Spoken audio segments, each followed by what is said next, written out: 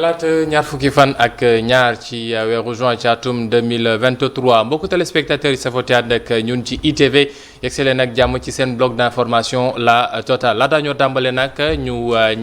ñaanal suñu mbokk jullit yi xam ne ñoom ñoo dem aji ji ñoo ci bésub arafat bi yàlla nangul leen seen aj nangul leen seen jaamu yàlla nangul ki itam bépp moromu jullit boo xam ne moo ngi toog fii ci biir réew mi ñi xam ne dañ ci am ay feebar yàlla taxawu leen ba ñu wér ak jàmm ñi xam ne dañoo am ay jafe-jafe yàlla génne leen ci gàllankoor yu ñu nekk réewu Sénégal nekk réew boo xam ne dina gën a dundaat gën a suqaliku ndax dund ak suqaliku loolu la ñëpp ti yaakaar ci réew mi moo tax ñuy wax ne yoon yenn saa yi faw mu def liggéeyam ndax ab sook la bu am solo ci démocratie bu Sénégal suñu bëggee wax ne dafa war a nekk ab exemple moo tax tey ñu bëgg def ab jàngat xool suñu yoon nan la tëddee ak itam ñi xam ne dañuy wax ne dafa jeng wala yoon wi dafa am boor ba muy gën a doxee ci beneen boor bi mu mel na lu leen di fàtte ñooñee nan lañ ko war a mën a jooyante waaye itam nan la ñu war a mën a def ba ñëpp mën a gis seen bopp ci liiti juridiction CPI Sénégal guñ fa yóbbu ndax ak yelleefu doomu aadama yi fii ci biir Sénégal dafa nekk lu deltu ginnaaw wala lu fi amatul loolee la ñu fas yéene waxtaanee ak suñu ñaari gan jàpp naa ne tey jàngat lay gën a doon que ab xulo wala ab débat sax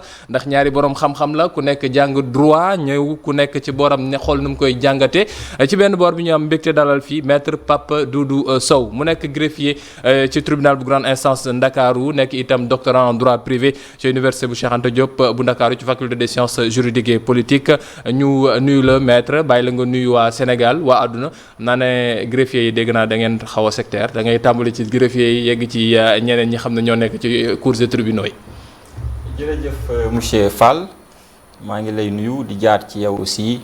di nuyu bépp sénégalais bu nuy seetaan jaarale ko ci ITV di nuyu suma collègues yi ak ñi ma bokkal tribunal bi ñëpp su may mbokki aussi yi ma yëngatool ci wàllu gëstu ci droit di nuyu surtout suma naataango bi ma fi nekkal monsieur Mbaye di wax ni mbégte la ci man ma teew ci émission bi et parce que émission bi en réalité c'est devenu une tribune de production intellectuelle maanaam bërëb boo xamante ni dañ fi sotti ay xalaat yu rafet ba askan bi mën ko jariñoo maa ngi lay gërëm di la sant. merci beaucoup Petre ñu sant ko baax gërëm ko ci beneen boor bi moom tamit ab juriste la xam-xam màcc ci lépp lu jëm ci mbirum yoon Papa Amadou Mbaye sant bi rek mu xaw a jaaxal de xaw ma nuñ koy def waaye ñu nangul ko rek Papa Amadou ñu nuyu la bàyyi la nga nuyu waa Sénégal ak waa àdduna ak ñëpp ñoo xam ne ñoo ngi lay teewlu. jërëjëf. Alxasan maa ngi lay remercier ci invitation bi di jaar aussi ci yow comme ni ko sama collègue bi waxee je peux dire donc di remercier l'ensemble des membres de la ITV donc je crois que c'est un plaisir pour man ma ñëw fii nii pour la première fois donc pour éclairer la lanterne des Sénégalais par rapport à un certain nombre de points sur le droit sur la politique entre autres donc di profiter aussi ci occasion bi di ñaanal ñi nga xamante ne ñoom ñoo dem ak mag donc yal na yàlla defal leen jàmm ñu dem ci jàmm lépp loo xamante ne ni ñaan nañ ko fa yàlla na ko yàlla tuur ci Sénégal ba jàmm bi nga xamante ne ni moom doon mas a xamee Sénégal mu reveniraat fii donc képp koo xamante ne ni ak bépp secteur boo yëngu yàlla defal la jàmm defal la sutura donc je suis très honoré d'être présent ici. merci pour un premier plateau mais jàpp nañ ne plateau bu njëkk la ci yeneen yu bëri ndax seen xam-xam ak itam seen kàngam gi xam ne doon ngeen ko dina tax yeneen incha allah plateau di ngeen ci ñëw ci kër gi di ko def ci ay waxtaan alors fi mu toll nii Sénégal dañ ko nawoon ci àdduna wërngal këpp ndax nit ñi dañ daan wax ne Sénégal mooy vitrine démocratie Sénégal mooy vitrine bi xam ne képp koo xam ne da ngay wut loo war a roy ci moom ngay ñëw xool laataa ngay ñëw sa rëkkati ko fa defee waaye ci jamono yi ñu mujj nekk nag ñu bëri ñoo ngi ñuy tàmbaliti ŋàññi ti tàmbaliti wax ne réew mi ni muy doxee gënatul mbir yi na mu nekkee ti demee mel na lu salfaa ñëwu ñëpp ne su lekkee ne réew mi commencé naa jeng li ko waral droit ak justice ñoo ko gën a fekk benn boor bi ñu ni dafay doxee benn tànk ñeneen ñi ne noo kumba am ndey ak kumba amul ndey la moo tax mooy laaj bi may njëkk laaj fi mu toll nii dama koy tàmbalee ci greffier parce que bon yaa ngi en activité seen benn collègue fan yi coow amoon na ci boobu moom muy Ngagne Demba Touré ginnaaw ba ñu waxee ne dañ ko muté ndax dañ ko bëggoon a sanctionné li mu bëgg xam mooy est-ce que justice fi mu toll nii dafa nekk bras armé bu nguuru Sénégal est-ce que dans les faits on peut dire que fi mu toll nii yoon defatul yoon. jërëjëf monsieur Fall ci question boobu dama ciy tontu sukkandiku ci benn mbir bi ëpp solo mooy li ñuy wax la légalité des fois aussi ci li ñuy gis ñu koy tuddee la régularité formelle ndax mbir mi jaar na fi mu war a jaar ci la ñuy apprécier en tout cas ñun juriste ndax lii mën nañ ko ŋàññ wala mënuñ ko ŋàññ. nga doore ci suma collègue bi effectivement que je salue au passage maître Ngagne Demba Touré di wax ni wala di fàttali ni du moom kese la ñu affecté. donc moom xëy na moo ci gën a fës. ndax position politique. mais c'est un acte collectif boo xamante ni su ma yeneen moroom ñoom lañ ci affecté ndoo. ci loolu dama ciy tontu lu gàtt ndax dama koy tënk rek ci yoon. du ma mën a dugg vu suma profession. ak lim ma teg lim ma tënk ma war ko sàmmoo. du ma dugg ci yenn considération yi mais dinaa leeral ni au regard de la légalité dañuy laaj ba ñaari laaj. ndax ki war a jël acte bi am na sañ-sañu jël ko moom la tubaab di wax la qualité. ndax fi mu ko jëlee maanaam ñi mu concerné wala poñ yi mu concerné loolu dugg na ci compétence am. et si on se pose ces deux questions ñaari réponses yi ñuy am mooy dëgg la. le ministre de la justice Ismaïla Madior moom mooy l'autorité en tout cas l'autorité compétente pour jël affectation mu jëm ci kaw ay greffier donc sur cet aspect purement formel mënuma ci wax lu dul loolu parce que ki ko war a jël moo ko jël ñi mu ko teg ñooñu la c'est des fonctionnaires qui sont appelés à servir partout dans le pays donc foofu mënuñu ci am luñ ciy commenter. Pape ci même question bi au-delà de maître Ngagne Demba Touré mais au vu de la situation de la justice au Sénégal ñenn ñi ne dëggante tëj ji bàyyi ñenn ñi jàpp ñenn ñi yéexal benn mbir gaawantu ci beneen mbir est-ce que on peut dire que justice dafay jouer un jeu politique boo xam ne moom mooy tax ba sénégalais yi ci décrédibiliser ou bien ci désacraliser institution bi mu doon. Bon jërëjëf Alhassane donc je crois que par rapport à cette question que tu viens de poser. mooy l'appréciation bi nga xamante ne ni opinion bi globalement am na que ci ni nga xamante ne ni yoon noonu lay doxee. donc yaakaar naa ne man je pour répondre à cette question là bëgguma par exemple ma def une interprétation wala une analyse comme par exemple ni ko benn profane di defee. parce que je veux toujours que lépp loo xamante ne ni dama koy wax dama koy répondre par rapport à cette question. mu nekk leen na loo xamante ne ni soit texte da koy prévoir. wala mu nekk leen na loo xam ne c'est des principes véritablement d'une bonne organisation. de la justice de la démocratie. parce que boo xoolee dañ lay wax ñu ne la justice moom mooy le dernier rempart dans un état de droit. et on peut même dire sans risque de se tromper que la justice moom mooy le baromètre le plus approprié pour mesurer même le degré de démocratie d'un pays. Tout à fait parce que tey boo xoolee dans la répartition des pouvoirs. état boo mënti gis ci àdduna wala boog la plupart des états. ñetti pouvoirs yi nii ñoom ñoo ko tënk. il y a un pouvoir exécutif qui est dirigé par le chef de l'État et les membres du gouvernement. donc le pouvoir législatif bi nga xamante ne ni moom rôle am moom mooy légiférer. faire des lois. donc beneen pouvoir moom mooy ce qu'on appelle le pouvoir judiciaire. pouvoir judiciaire boobu noonu li nga xamante ne ni moom mooy rôle am mooy s'il y a un contentieux entre deux particuliers kenn ki saisir la justice donc on attend de la justice qu'elle puisse avoir la capacité de manière contradictoire avec le respect de tous les principes yi nga xamante ne nii moom la justice di doxee mu rendre une décision wala peut-être s'il y a un contentieux un problème entre un particulier ou bien l'État donc on attend maintenant de la justice qu'elle puisse apporter une solution par rapport à ces faits-là mais boo xoolee ces dernières années on a constaté que la justice a été accusée peut-être à tort peut-être à raison parce que am na ces accusations yoo xamante ne nii c'est des accusations à tort mais am na ci ay accusations yoo xam ne c'est des accusations qui sont légitimes. moo tax en 30 secondes parce que 18h40 dafa jot waxtu xibaar yi dama bëggoon xam rek yow en 30 secondes su fekkoon ne da ngay wax ne fi mu toll nii yoon moo ngi dox yoon wala doxul yoon. on peut dire que dans la pratique dans la réalité des faits justice ni muy doxee actuellement nii man pour man du noonu la war a doxee dans une situation normale. pour la bonne et simple raison que on a constaté. pour gagner du temps. on a constaté que le pouvoir exécutif. dafa am la mainmise du pouvoir exécutif dafa dugg ci fonctionnement justice bi ba nga xamante ne tey jii nii. par rapport à un certain nombre de dossiers yoo xam ne c'est des dossiers politiques. On a toujours constaté que am na nu yoon waroon a doxee carrément mais da ngay constater ne yoon franchement parlant doxewul noonu bu ñu duggee ba ci biir dina andi ay plus de détails. est-ce que yoon bi xam ne moom mooy àtte ki xam ne dafa sàcc ak ki xam ne moom la ñu tuumaal ci mbirum politique est-ce que benn la est-ce que ñi xam ne moom la ñuy àtte ki xam ne daa jël ñaar fukk ci lalu yaayam ak ki xam ne daa jël ci gafakay nguur gi benn la est-ce que ki xam ne dañ koy tuumaal mbirum sàkku wala dafa wax na ko sudul noonu ak ki xam ne dafa am jàmmarloo ak kilifa ci réew mi nuñ koy àttee benn la yooyu ay poñ la xam ne incha allah dañ ci yëy yàbbi ci ñaareelu pàcc seen bloc d'information la daal ma fàttali ñoo ngi mbégte dalal ci plateau bi ñaari expert ci mbirum droit noonu laa leen mën a wooyee maître Pape Doudou Sow nekk greffier ci tribunal grande instance bu Ndakaaru nekk doctorant en droit privé ak Pape Ahmadou Mbaye nekk juriste ñoom ñaar ñooy suñuy gan bokk yi léegi-léegi xibaar yi ci kàllaamay Kocc Marax ki ñu àndi ci ak Serigne Modou Mbacké ñaaw dellu soit incha allah ci ñaareelu pàcc seen bloc d'information. baax gërëm ko moom Serigne Modou Mbacké ñaaw mi nekkoon ci xibaaru marax yi ci kàllaamay Kocc mbokk yi yegg si leen ak jàmm ci ñaareelu pàcc seen bloc d'information la total suñuy gan Pape Amadou Mbaye nekk ab juriste waaye itam maître Pape Doudou Sow nekk greffier ci tribunal grande instance bu Ndakaaru nekk itam doctorant en droit privé alors ñoo ngi doon wax sànq Pape Amadou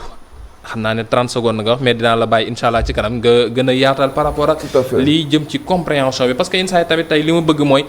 Sénégal yi ñuy déglu ñu tegal leen mbir yi ci ay fait ay article ak i code ndax loolu dafay baax ci nit ñi xam su fekkee lii am na lan moo ko waral ak nan lañ ko war a mën a demelee Pape Doudou sànq da nga jëloon sur un cas particulier muy le cas Ngagne Demba Touré par rapport ak mutation bi xam nañ andi na coow mais le cadre général justice bu Sénégal nee nañu man dama jëm ci 2021 2023 mais ñeneen nañ sax mën nañ dem depuis 2012 2013 ba léegi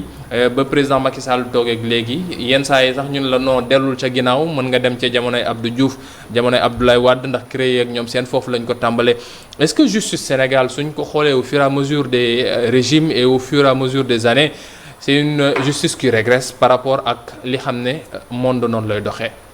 Voilà Hassana pour rebondir un peu ci loolu du may tontu damay jël ñaari casquette casquettu acteur de la justice ak casquettu koo xam ne day gëstu ci yoon bi ci njëkk du ma sukkandikoo rek ci yoon comme ni ma ko waxee léegi ya ca ginnaaw doo ci mën a commenter parce que du la leer en réalité wala doo ci am ay preuves léegi cas bi nga tudd muy Ngagne Demba Touré qui est un fonctionnaire un collègue lu ñu mënti wax li ñuy gis mooy ki jël décision bi muy le ministre de la justice Ismaïla Madior am na sañ-sañu jël ko affectation un fonctionnaire moom moo ko mën a jël ñu jëm ci greffier yi moom moo ko jël ki ñu affecté fonctionnaire la donc pour nga wax ci day jafe parce que lépp day fa tegu ci yoon léegi nag yi ciy ginnaaw yooyu beneen aspect la quoi très bien foofu laa bëggoon a commencer di ñëwaat ci sama naataango bi li mu wax ci wàllu justice de façon générale may fàttali parce que xam nañ ko Sénégal du tribunal de grande instance de Dakar kese région boo dem da nga fay fekk tribunal de grande instance nga dem ci département yi fekk fa des tribunaux d'instance ay cour d'appel ak cour suprême Hassana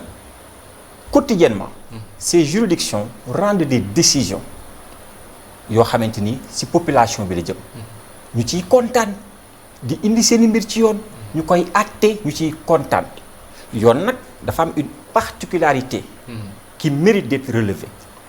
mooy ñaari nit toujours ñoo jote ñaari nit jote nag faaw am ku ñu jox dëgg ka ca des danaan soit damay def appel parce que décision bi neexuma ànduma ci wala mu ne nangu naa ko yoon moo ko may mais yoon ni mu tëdd la il faut que am ku ñu jox dëgg ka ca des nag mën na comme li ma wax ne d'accorduma mën na aussi ŋàññi ne dafa am fi leneen lu ko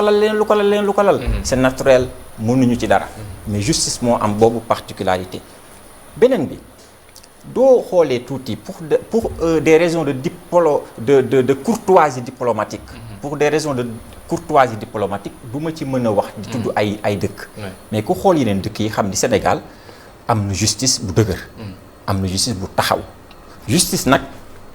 dafa am yu bari. demal tribunal de commerce par exemple am na justice bu dëgër bu taxaw. xam nga fii kenn lam-laamewul ne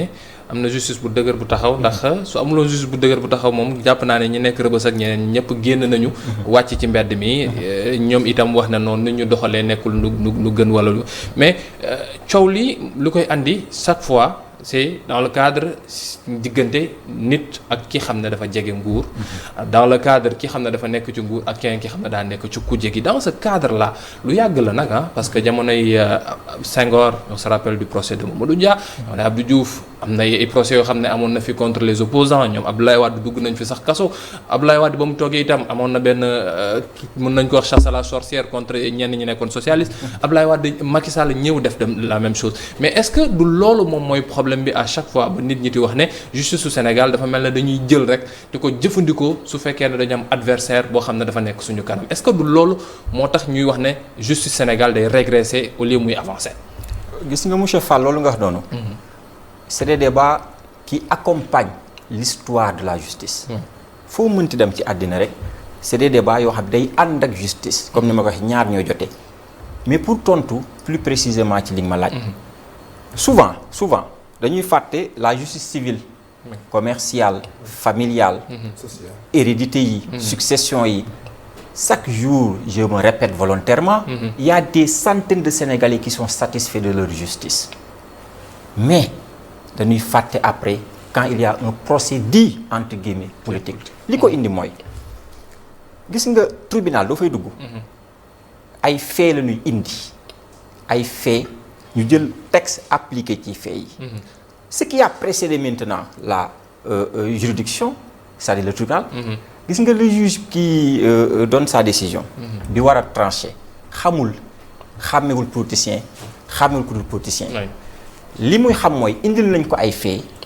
est-ce que ces faits sont matériellement établis est-ce que délit la si le texte est là mu appliqué léegi nag foofu damay génn un peu pratique bi indi ci wàllu constat mooy ki nga xam dafa nekk un homme politique par exemple daf benn affaire ñu indi ko ci justice kiy àtte il a l'obligation de juger xamul mën dafa nekk naan non kii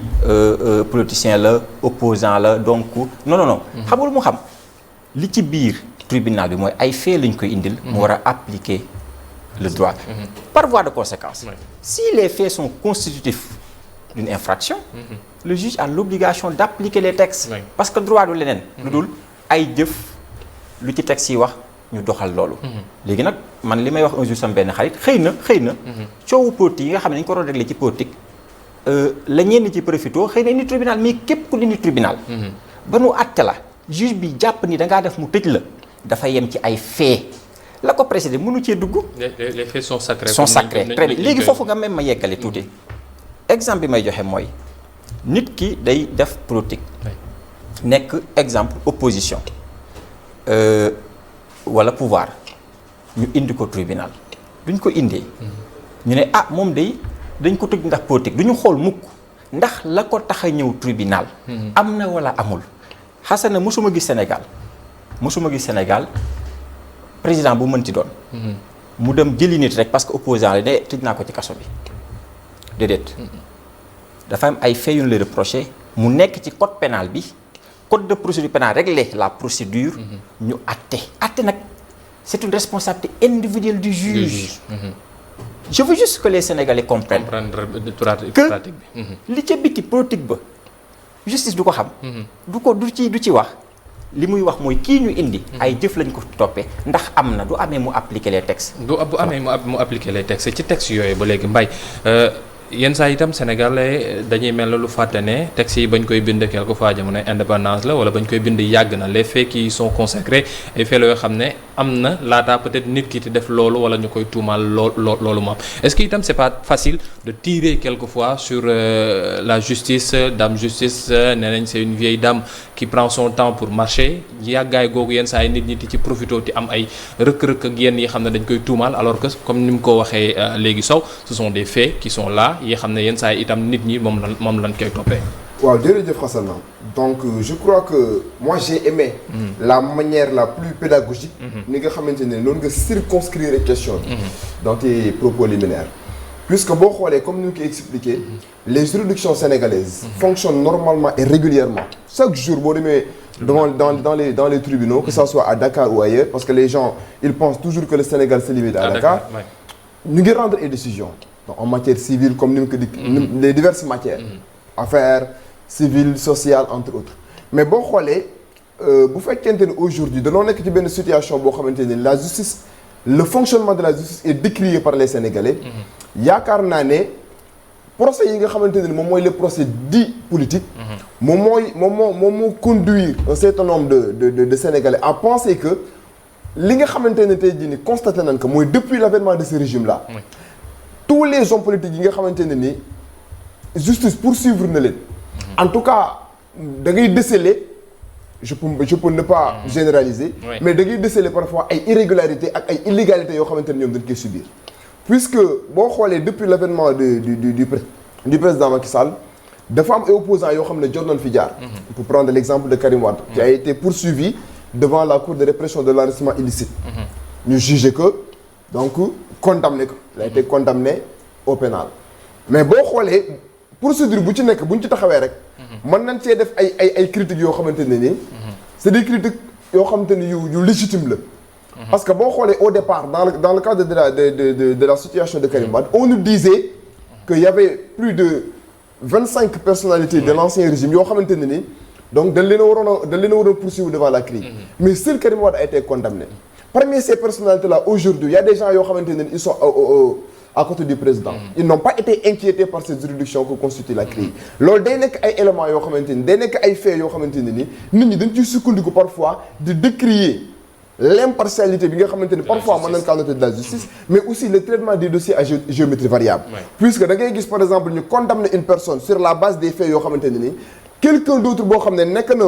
au pouvoir def na leen loo xam ne c'est plus grave mais il ne sera pas inquiété donc quand les gens maintenant de constater de temps en temps ñu laisser perdurer cette inégalité et quand on parle de la justice mais c'est le contradictoire c'est la balance c'est l'équilibre c'est l'impartialité c'est la neutralité mais bu ñu constater ne par exemple c'est comme s'il y a deux Sénégal les Sénégalais à part et les Sénégalais à part entière donc de ce point de vue dafa nekk ay éléments factuels yoo xamante ne ni nit ñi dañ siy sukkandiku de manière très objective di décrire le fonctionnement de la justice biñ paree ci Karim Wade qu'est-ce qu'on a constaté Khalifa Ababacar Sall dans le cadre de la caisse d'avance il a été condamné jugé de manière expéditive bi ñu jógee ci Khalifa Sall est-ce que mënuñu jàpp ne même su fekkee ne y a une certaine discrimination par rapport ak ñi xam ne dañ leen waroon topp c'est des faits yoo xam ne dafa am moom la ñu toppee diw ak diw Karim Meïssa Wade bañ koy topp mbirum enrichissement illicite la même su fekkee la juridiction spéciale niñ ko taxawalee ñëpp ñoo ngi ko doon décrier ñenn ñi sax ñi nekk ay nitu yoon nee nañu charge de la preuve bi mënoon na nekk loo xam ne waroon nañ ko changer ak yeneen mbirum Khalifa Ababacar Sall itam même chose par rapport ak li xam ne moom moo jëm ci caisse d'avance bi li xam ne dafa waroon dugg ci dugub ñu ne non da koo joxe xaalis bi ci leneen pour ne pas le citer le cas Ousmane Sonko ci cas diffamation bi mbirum andi preuve wala ñàkk andi preuve am na wala amul mbirum Adji Sarr Ousmane Sonko encore am na wala amul est-ce que c'est pas des faits yoo xam ne c'est des choses factuelles yoo xam ne moom la justice sukkandiku laataa moo rendre juste preuve parce que si on parle de décrier la justice je peux dire que c'est ces quatre affaires là yi xam ne moom moo tax ñuy salfaañee wala ñuy wax ne non yoon deful yoon. waaw xam nga ces quatre affaires. Xasana bu ko interpréter à minimum. c'est-à-dire def ci une interprétation comme si par exemple bëriwul. parce que boo xoolee ces quatre personnalités yëpp ñi nga xam ne ils ont été traînés devant les juridictions. ñoom ñëpp dañ leen a condamné. mais ces quatre personnalités là la question bi nga xam ne dañ ko war a poser en filigrane mooy ñoom lan la ñuy représenter pour la société. c'est des gens yoo xamante ne ay futurs adversaires lan des potentiels candidats aux élections présidentielles. Khalifa Sall il était candidat aux élections présidentielles. Karim Wade il était candidat aux élections présidentielles. Ousmane Sonko il est candidat aux élections présidentielles. mais qu'est-ce qu'on constate on constate que à chaque fois que mu am benn opposant boo xamante ne tey jii am na lenn loo xam ne moo da koy peser sur la scène politique. il est poursuivi. mais Mbaye est-ce que war nañoo jël aspect popularité bi ak aspect. non demain parce que aux États-Unis on voit Donald Trump. oui ñu koy topp en France on voit Nicolas Sarkozy. ñu koy topp ci yoon yeneen dëkk Grande-Bretagne mi xam ne yenn saa dañ koy jël comme référence l'ancien premier ministre nit ñi ñoo ngi koy wax ne daf ko topp ci lan ci affaire ay période Covid-19 dafa braver yenn réglementation yi ndaw est-ce que itam quelquefois c'est pas facile de se limiter à l'aspect la popularité ou bien à l'ambition de la personne. xam nga bu fekkoonte ne par exemple nekkul une pratique récurrente. xam nga par exemple ni ñu condamner opposants yi au Sénégal. Oui. Moi je ne relève d'aucune chapelle politique. Je tiens à le préciser. mais boo analyser froidement. li nga xam ne tey jii nii moom la Sénégal di fonctionner. toujours dans les procédures yi nga xam ne dañ koy engagé contre ces opposants là. En tant que juriste peut-être le temps duñu ko may pour ñu mën a ñëw ci yenn irrégularités yi. au niveau de la procédure. wala peut-être yenn infraction yoo xam ne dañ koy viser parfois même la caractérisation pose problème. il faut en comprendre même bu fekkente ne j'ai rejoint mon ami. il y a des bu ñu waxee justice. Sénégal am na ay magistrats yu valeureux. des magistrats yoo xamante ne tey jii ñu ngi exercer seen fonction avec beaucoup de probité avec beaucoup de compétences mais aussi avec beaucoup de dignité. il faut en comprendre mais da ngay constater ne toujours. boo jëlee procès par procès à chaque fois que la procédure concerne kenn koo xamante ne ni opposant la. koo xam ne mën na inquiéter le régime. da ngay constater ne premièrement dossier am dañ koy accélérer. Deuxièmement parfois procédure bi ni ñu ko war a jaarale carrément respecter parce que droit avant le fond c'est la forme. droit balaa nga naan par exemple kii li leen koy toppee. dafa am le code de procédure pénale que ça soit en matière civile code de procédure civile. nit ki quel que soit acte bi nga xam ne def na ko. aussi grave soit-il da nga war a def le tout ba boo koy poursuivre. mu am benn yoon boo xam ne da nga ko fay jaarale. mais boo xoolee par exemple agenda politique. l'agenda politique dafa empiété wu. ci fonctionnement justice de telle sorte que parfois da ngay gis benn procédure boo xam ne ni dañuy juger nit ki par exemple en première instance juger que en appel juger que devant la cour suprême ci benn temps boo xamante ne ni normalement dans la procédure normale waru woon a demee dañuy compresser carrément la procédure donc loolu day nekk ay faits yoo xam ne ay éléments factuels yoo xam ne parfois nit ñi si dañuy sukkandiku pour décrier le fonctionnement de la justice même si je demeure convaincu qu'au Sénégal il y a de brillants magistrats il y a des magistrats nobles qui incarnent leur profession avec beaucoup de probité. ci mbirum magistrat yooyu ba léegi ñu bëri nee nañu su fekkee Sénégal dafa am problème justice bokk na ci li ci war mooy président loxo bi xam ne da ko am ci kaw justice. en quoi faisant jiite conseil supérieur de la magistrature bi xam ne da koy def affectation yenn magistrats yi ci loxoom gi muy nekk beneen bi ñu ni force bi xam ne kii di procureur am na ko ci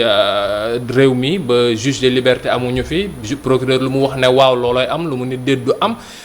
te procureur moo ngi dépendre ci ministre de la justice ministre de la justice dépend directement du président de la République est-ce que itam nekkul schéma boobu la ñu war a xool peut-être nuñ ko pour ne pas dire fissuré mais nuñ ko changer pour mën a andiwaat justice mu am benn équilibre wala benn liberté bi xam ne moom la ñëpp di ñaan. Alors il me semble important. De préciser que la justice est rendue au nom du peuple. Oui. Par conséquent, ce peuple a le droit naturel. Qu'est-ce que cela sous-entend dafa di lu am solo la justice est rendue au nom du peuple. notion boobu boor bu nekk da ku nekk ak koy jëfandikoo waa ku jégiti wax ne non la justice est rendue au nom du peuple donc kii suñ ko tegee te nanguñu ko gon du dem kaso diw dañ ko doon tëj qu'est-ce que cela sous-entend notion boobu lan lay signifier exactement comme ça sénégalais comprendre ko. dinaa la ci indil benn explication boo xamante ni duñ ko faral di dégg lu bari parce que temps bi duñ ko faral di dégg lu bari. du may revenir ci lu ñëpp xam. ne oui la justice ñit ñi ñoo koy rendre. ñi ñoo non c'est-à-dire du ne la justice est rendue au nom du peuple. mooy mon ami monsieur Mbaye mënul dem di rendre la justice yow mënoo ko man mënuma ko keneen mënuma ko je veux dire les personnes de façon individuelle ne peuvent pas rendre la justice et aussi tout le monde ne peut pas rendre la justice il faut que am ñuy rendre la justice yoon dana ñii ñooy atte ñan la ñuy atte seeni ñooñ donc Sénégal mooy atte c'est l'exemple de l'Assemblée nationale l'Assemblée mooy voter ay loi au nom de qui du peuple parce que tout le peuple ne peut pas être à l'Assemblée de voter ay loi c'est la République qui est ainsi faite que je considère être la forme d'organisation sociale la plus correcte ci sunu jamono mais mu yeggali li mu doon wax xam nga cette justice qui est rendue au nom du peuple implique nécessairement et naturellement que peuple boobu mën ci wax mën ko critiquer loolu c'est naturel oui c'est bien mais critiques yi am na ci yu bari et de façon très objective elles ne sont pas du tout fondées ni en droit ni en fait am na ci critiques yoo xam ne c'est fondé c'est très normal parce que justice bi du yëfi nit la du mat waaw yëfi nit la du mat mais ni ñu koy décrire y a une aggravation voilà bu ci am ce n'est pas aussi mauvais que ça. Est-ce que c'est pas parce que la justice elle est décriée comme étant sévère envers les peuples et les citoyens. Est-ce que loolu itam. Bon en fait xam nga mooy li ma la sànq Hassana justice. toujours ñaari nit ñooy jote. en tout cas il faut que, comme ni mu ko waxee dafa am contradiction parce que ay nit ñoo ñëw avec des intérêts opposés et très différents.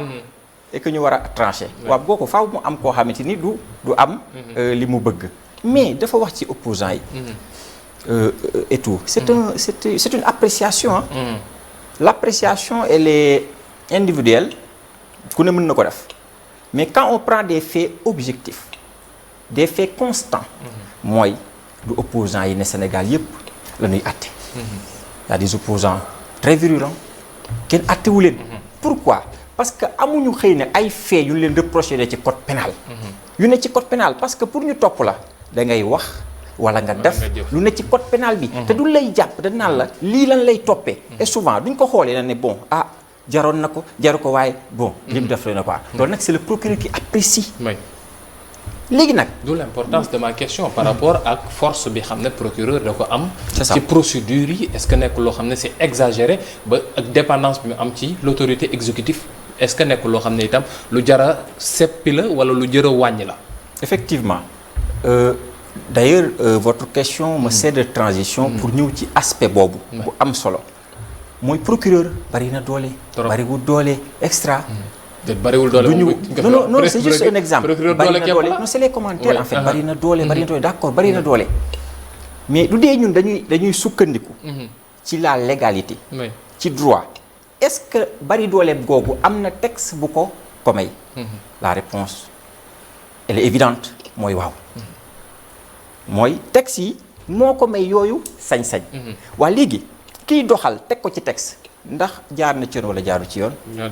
ce qui peut être critiqué légitimement mooy nga def loo xam ne tegoo ko ci benn texte mais pour que bari na doole texte ya ko may duñ soppee texte yi leneen lu mu def te waru ko def ce serait illégal mais à l'état actuel de notre droit positif le procureur exerce des prérogatives qui lui sont offertes par le code de procédure pénale par voilà c'est ça donc nañ soppi texte yi mais fi may wax Hassana mooy il faut que l'on fasse une précision mooy légalité la rigueur des textes mën na gaañ mën na neex ñenn ñi mais tant que ñu ngi koy teg ci ay textes rek ñun juriste day jafe ñu critiquer ko mais mën nañ ko commenter comme ni ñu ko doon defee fac les commentaires d'arrêt voilà c'est ça lu am solo la waxtaan wi neex na loolu xam naa ne dagg ko daf may metti loolu itam ndax sénégalais ñoo ngi jàng mais damay jël en 30 secondes kenn ku nekk ci 30 secondes rek de manière succincte xam naa ne juriste kenn du ko wax ne ko na nga ko tënk waaye faw ngeen tënk ko fi mu toll nii le Sénégal est traîné au niveau de la Cour pénale internationale ou bien certaines autorités du pays sont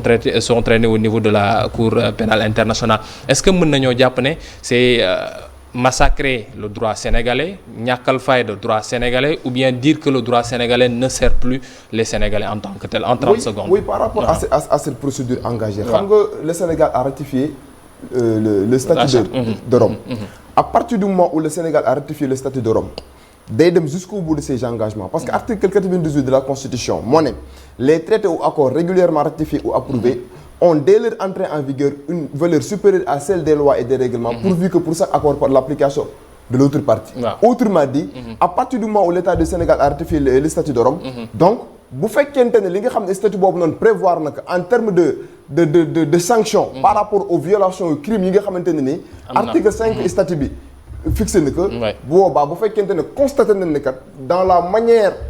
dont l'État a agi par rapport aux manifestations bu fekkente ne par exemple constaté na am na ay crimes contre l'humanité, des crimes de génocide. Donc, c'est normal. La poursuite devant la CPI me semble être normale. 30 secondes. Parce que la CPI, elle est compétente pour 4 crimes. Mais j'en prendrai un, notamment le crime qui est visé dans la peine de Juan Branco, qui n'est pas fondé historiquement et juridiquement. Pourquoi juridiquement? Donc, lire l'article 7 du statut de Rome, notamment le titre 2, qui parle de compétence, recevabilité et droit applicable. Di nga gis ni dañu sukkandiku ci les actes ay meurtre, viol, mais les morts sont regrettables quand même. Mais li fi xew du compétence CPI parce que juridiquement ce n'est pas fondé. Pourquoi? Première phrase bi la nu fàtte. Bi ne au fin du présent statut, on entend par crime contre l'humanité les actes s'ils ont été commis dans le cadre d'une attaque systématique ou généralisée. Et en droit international, qu'est-ce qu'une attaque systématique? C'est une attaque qui est planifiée, qui est organisée. Maanaam toog di ko tënk te ku gis lu xew Sénégal xam non c'est des manifestations policiers yi jotuñu ordre rey bëgguñu woon rey. Peut-être que tu as compris. Donc du lu ñu et puis c'était bien ñu développer ci cadre boobu parce que la peine de Juan Branco est totalement infondée en droit. On regarde l'article 7. waaye xam naa ne dinañ ko tëggaat ak sama ñaari gan yi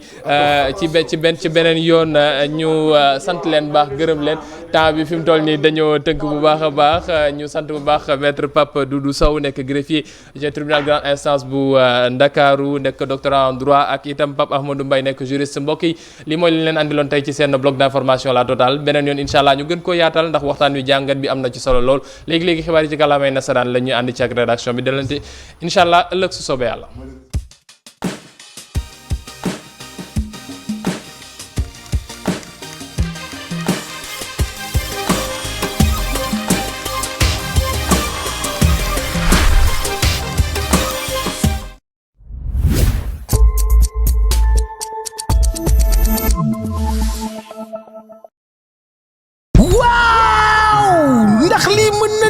jamono yi ñu toll